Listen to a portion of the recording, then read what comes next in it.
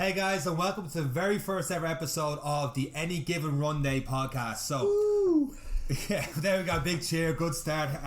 So what we're talking about this very first episode is just talking about the four of us and talking about what we're going to be doing over the next 16 weeks, which is our journey doing our first, well, for one of us, our first ever marathon in Madrid. For three of us, we've already done marathons before, so we're going to set new goals throughout those over these 16 weeks and set hopefully new PBs in Madrid. But we've all got four different ways of doing a marathon. So a lot of people, if you're doing a marathon for the first time, you might just get a running program and just build into it. But that's if you're just doing running. For a lot of us, we have other things. For example, myself, I'm a big fan of being in the gym. I love my strength training, and I don't want to give it up. I don't want to give up being in the gym just to do running by itself, because that would drive me up the wall. And I also think there's a lot of benefits to doing strength training, being in the gym, as well as doing running.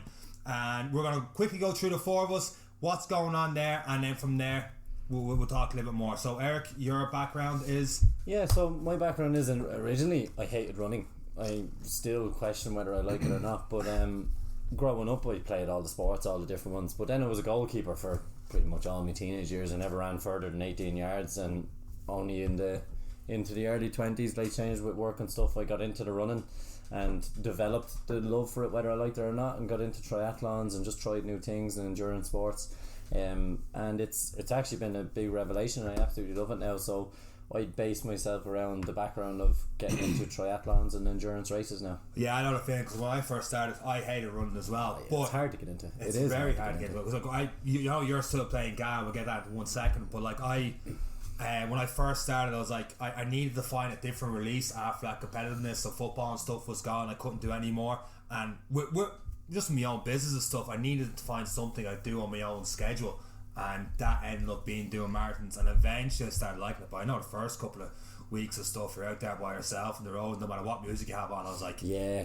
it's the mundane, it's the bit that gets to me the most anyway. It was the biggest transition, was just getting used to just being on your own, and that's the hardest bit about it all, is being in your own head. And to be honest, I think that's why I took mostly to it. With all the studying stuff over the years in college, we'd go to the gym, we'd half-arse this and that, and you know, you'd lift a weight here and lift a weight there. But this has been the one thing that I've really felt the biggest stress relief of. The bit where you're going for an hour or two on a bike or a run, and you're really getting the opportunity to clear the head, get the thoughts out, fight with yourself, fight with the person you wanted to fight with during the day. And it's a massive stress relief for me, and that was the biggest turning point of it for me. And that's why I think I push people to give it a go, no matter what your skill level, no matter what your attitude to it.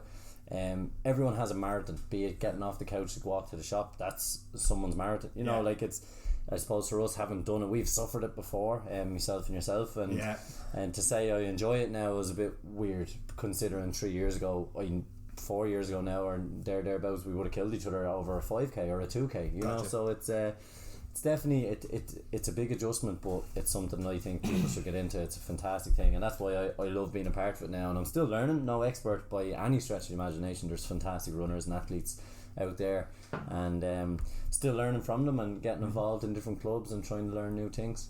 Deadly. Just before we move on really quick, would you say you've got a runner's high?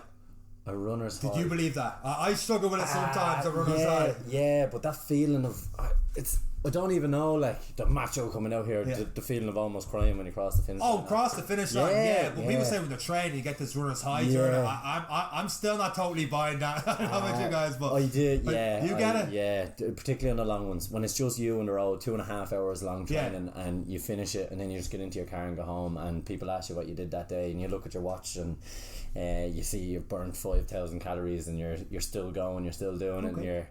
Yeah, definitely I've found a runner's high. Fair enough. It's I was supposed to put it down, like someone asked me, like I told them I was doing back last year, I was like, I did my first triathlon, and someone asked me what you doing, I was like, I'm going to do 4 Olympic triathlons in 4 weeks, and they said, why? And I just said, because I can. Yeah. And that was the first time I really felt the runner's high, or that kind of endurance high, where you just have that feeling of what next, what else can I do, how far can I go, and it's a weird feeling. It's a feeling I never thought I'd have. And over there, the Christmas, I've taken 2 months off, and I've had a very good Christmas. And I went for a 5k run at the same pace I ran a marathon at, and I was like, how did I ever run a marathon? So I've had the runner's high, and now feeling the low again as we get ready to build up for the next one. Gotcha. So myself and yourself, we've kind of gotten out of the sports background and stuff, and the team sports, and gone into running. So we dedicate more of our training time towards that. But Conor, you're still playing GA at a high level in Manu, and you've done 2 marathons now with the GA and the running. How do you find that transition? How do you think it's going to help you or hinder you even over these next 16 weeks for Madrid Marathon? Yeah, well, high level maybe not so much, but yeah, I mean, I suppose my background obviously is from a team sport element. I was the same as Eric. I always felt that a marathon was something that the stupid people did. There was no reason at all. There's no reason you want to run that far. Yeah, they're idiots. You know, and get a little medal at the end of it, like, you know, and pat yourself in the back. But you know, I suppose growing up, I played, you know, soccer, football, hurling. I focused on hurling then. I suppose I've been very fortunate to represent my county up until under 21 level. My college as well, and I suppose I got to a point in time where I was working full time, become a little bit burned out. I took a year off from hurling and was kind of looking for that next challenge. You know, and my grandfather had both run marathons, and I'd been to support Angela when she did it, and just the buzz that was there kind of, it made me look, I suppose, look at it in a different light. Signed up for my first half marathon, absolutely hated it, swore I'd never run any kind of a distance again. And 2 weeks later I was already looking at Dublin. So, you know, I think for me it was just about finding that new challenge. Yeah. You know, this year was great, you know, in the sense that I suppose in terms of the training, obviously training, you know, reasonably consistently with Manu 2-3 times a week. Obviously hurling is a very heavy cardio aspect to it, so, you know, for me what I was trying to do is, you know, use that as my short training runs and then implement a kind of a longer run then once a week as well. So the hope is that I suppose having a good base of fitness from the hurling is going to obviously support the marathon prep this year. And you think that helps you? What position do you play playing hurling? It depends who you ask. So you're on the field, all right. I'm thankfully on the field, yeah. Back on the bench. So I suppose I would have started off as a wing back, and that's kind of where I prefer to play. But I suppose for whatever reason I ended up in full back this year for part of the season. So look, in that kind of position, you're a little bit bigger. Your role is mainly to obviously you're the last line of defence beyond the keeper. So yeah. Your role is very much to keep your man at bay and keep the ball out. So, you know, I suppose that in of itself kind of means that my role, I need to be a little bit more physical. I'm not quite as mobile in that regard. I wouldn't get out the field quite as often. So, you know, but your training is still the exact same. I still train the same way. Right. You know, but I think that maybe, I suppose if you want to look at a detriment for marathon running, I'll never run a sub 3 hour marathon because, you know, that's not the kind of fitness I need to have. Gotcha. I need to be physical. I need to be big to a certain extent and strong. You know, so I think what's nice is that I'll always be a hurler who enjoys the marathons, not the other way around. Yeah, and that's cool. That's why we got different backgrounds. We've got different goals, and that's going to be the cool thing. We talk about this over the next 16 weeks. But speaking of not being a hurler and running, there's someone in the group that we don't even know is a runner yet, because Aaron, you haven't done a marathon. No. This is your first one.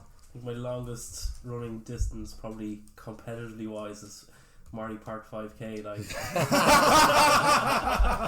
not just the 5k, the Marley Park 5k. I've seen him run 4k for a party. Yeah, completely first time doing a marathon, like completely. I think maximum I've ran is like 10k, and that was cruel. I was limping afterwards. I couldn't, like, the next day I was feeling it, like could barely get up out of bed. Came home that day, was absolutely knackered, fell asleep in the couch. I think I'm, you know, putting myself through punishment for the next 16 weeks. That's a quarter of the distance you felt like that. How long ago was that? Oh, it's like 2 years ago. Oh, so you got in 2 years time you've done moved nothing since then? Pardon? Have you moved since then? No, like, you know, just every now and again you have to get out of the bed on the other side, you know. That's about it. Okay, so yeah, that's pretty much a quick intro on the four of us. And episode 2, we're going to be talking about more about Aaron's journey for his first marathon, what he's seen and what he thinks might be the best steps for him to take.